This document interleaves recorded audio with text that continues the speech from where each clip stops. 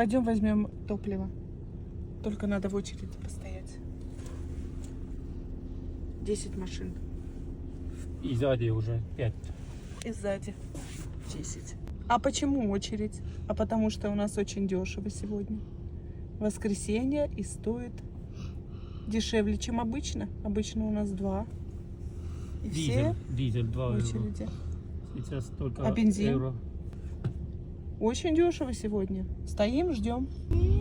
Накапливается очередь, да? 5? Я не понимаю свою. Это цена. Цена на бензин, на дизель. Кто посчитает, сколько машин уже? Да, это вот очередь. Раз, два, три, четыре, пять, шесть, семь, 8. 8.